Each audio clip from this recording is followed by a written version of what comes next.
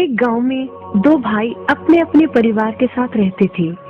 एक भाई अमीर था तो दूसरा गरीब। दिवाली आई, सारे गांव में खुशियां मनाई जा रही थी।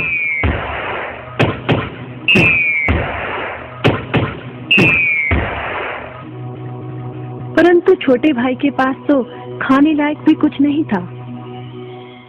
वह बड़े भाई के पास मदद मांगने गया। बड़े भाई ने दुत्कार कर बैरंग वापस भेज दिया। बेचारा उदास लौट रहा था कि रास्ते में एक बूढ़ा दिखाई दिया। बूढ़े के पास लकड़ियों का एक बड़ा सा गट्ठर था। बूढ़े ने उससे पूछा, क्या बात है बेटे, बहुत उदास हो?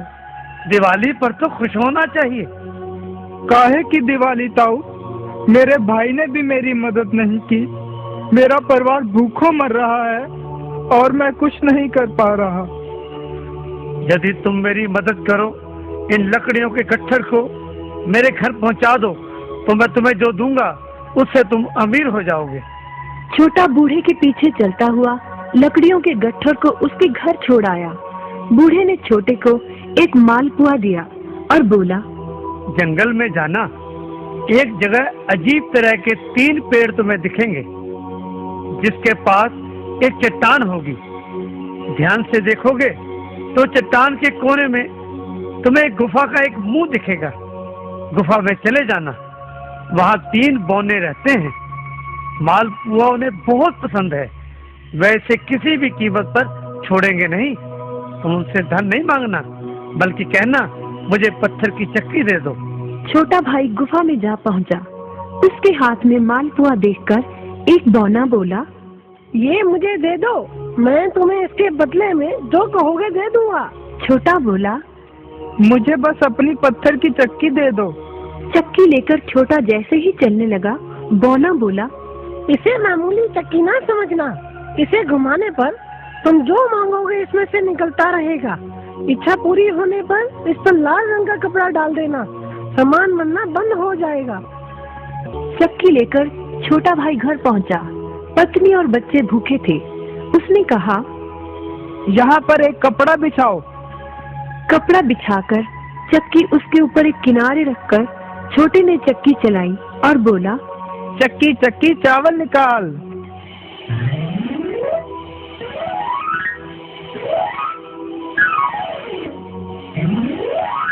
बस चावलों का ढेर लगना शुरू हो गया।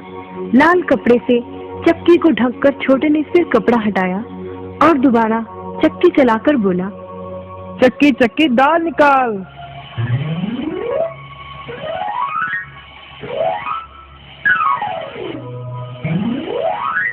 ढेरों दाल निकलती रही।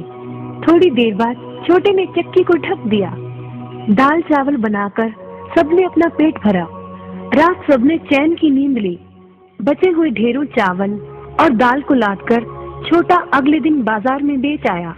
वापस आकर उसने फिर वही क्रम अपनाया और इस बार ढेरों गेहूं, चावल, भिन्न भिन्न दालें चक्की की मदद से निकाली और बेचकर ढेरों पैसे कमा आया। दिनों में ही वह अपने भाई से भी ज्यादा अमीर हो गया। चक्की की मदद से कभी घी, कभी तेल, कभी नमक, कभी मसाले, कभी बादाम, कपास, जो चाहे उसे प्राप्त होता रहता था। बड़ा भाई उसकी खुशहाली से जलने लगा।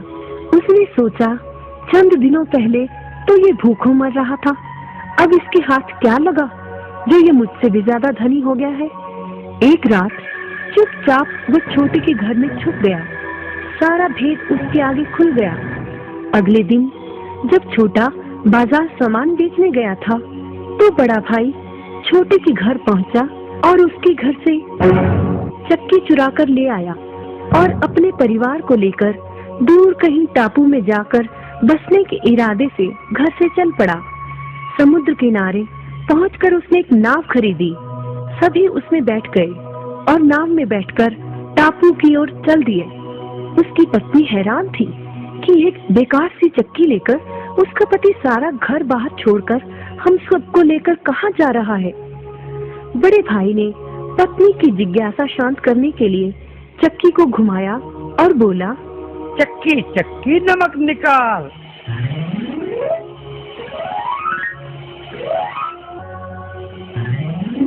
फिर क्या था, नमक का ढेर नाव में लगना शुरू हो गया और नाव डूबने लगी।